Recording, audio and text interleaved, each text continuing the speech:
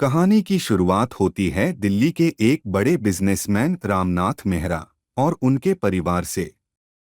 रामनाथ के पास अकूत धन संपत्ति थी और उनका परिवार शहर के सबसे पॉश इलाके में रहता था।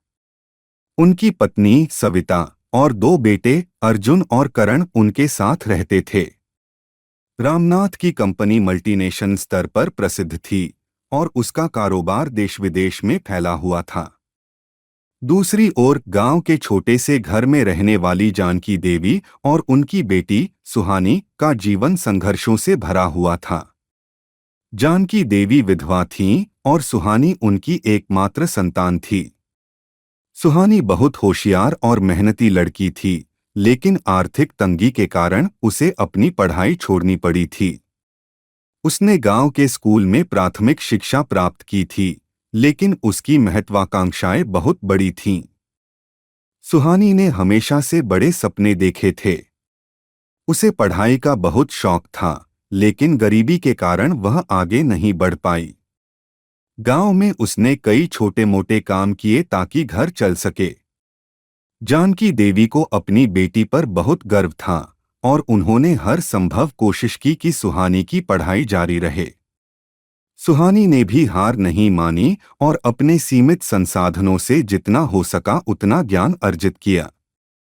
जब सुहानी ने नौकरी की तलाश में शहर का रुख किया, तो उसके मन में उम्मीदें और आशंकाएं दोनों थीं। उसे विश्वास था कि वह अपनी मेहनत और लगन से कुछ बड़ा कर दिखाएगी। किस्मत ने भी उसका साथ दिया और उसे रामनाथ मेहरा के घर में नौकरानी का काम मिल गया। यह काम उसके लिए बहुत महत्वपूर्ण था, क्योंकि इससे न केवल उसकी आर्थिक स्थिति सुधरती, बल्कि उसे शहर की चकाचौंध भरी जिंदगी को भी करीब से देखने का मौका मिलता। रामनाथ मेहरा का परिवार बहुत बड़ा और प्रतिष्ठित था। उनकी कोठी में हर समय नौकर चाकरों की भीड़ रहती थी। सुहानी ने जब पहली बार उस आलीशान घर में कदम रखा, तो उसकी आंखें चमक उठीं। उसने सोचा, क्या कभी मेरे भी ऐसे दिन आएंगे। यहीं उसकी मुलाकात अर्जुन से हुई। अर्जुन एक ईमानदार और समझदार युवक था, जिसे अपने पिता के बिजनेस से कोई लगाव नहीं था। वह अपनी खुद की पहचान बनाना चाहता था। अर्जुन और सुहानी की मुलाकातें धीरे धीरे बढ़ने लगीं। सुहानी की सादगी और ईमानदारी ने अर्जुन का दिल जीत लिया।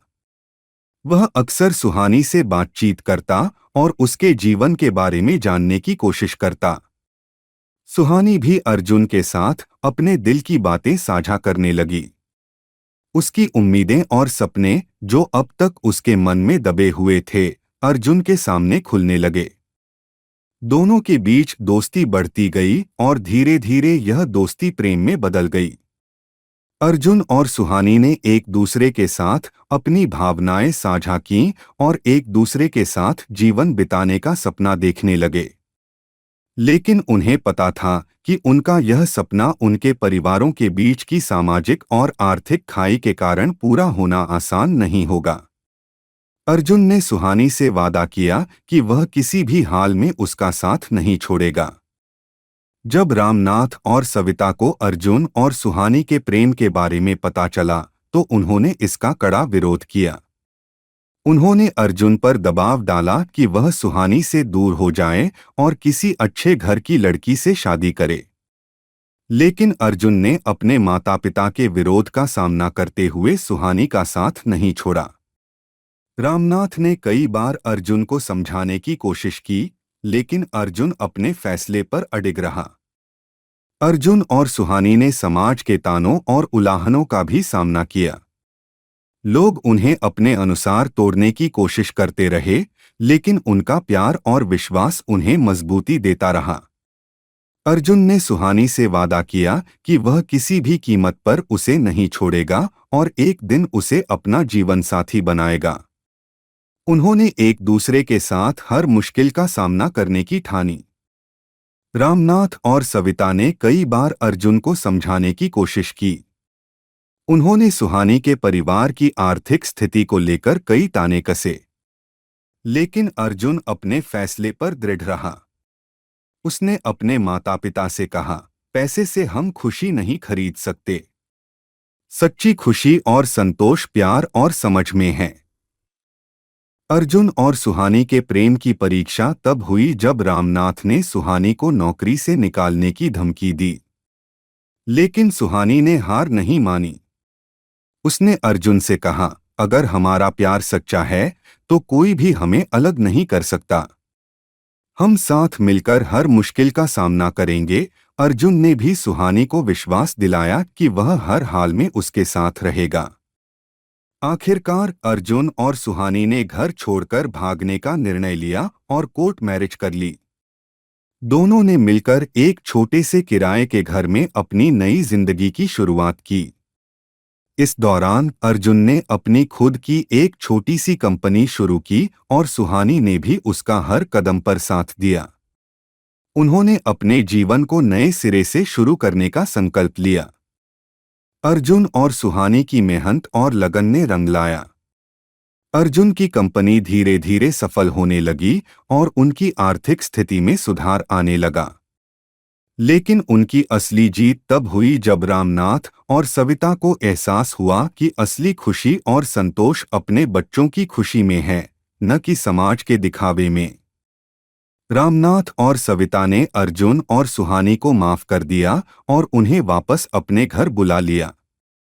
उन्होंने महसूस किया कि उनकी खुशियों का आधार पैसे और सामाजिक प्रतिष्ठा नहीं, बल्कि आपसी प्रेम और समझ है। उन्होंने अर्जुन और सुहानी को खुले दिल से स्वीकार किया और उनकी नई जिंदगी में उनका साथ देने का वादा किया। इस तरह अमीर और गरीब की यह कहानी हमें यह सिखाती है कि असली खुशी पैसे में नहीं, बल्कि प्यार, समझ और परिवार की एकता में है। अर्जुन और सुहानी ने अपने प्रेम और संघर्ष से यह साबित कर दिया कि कोई भी मुश्किल उनके प्यार को हरा नहीं सकती। यह कहानी यह संदेश देती है कि प्यार और समझ से बड़े संघर्ष को पार किया जा सकता है।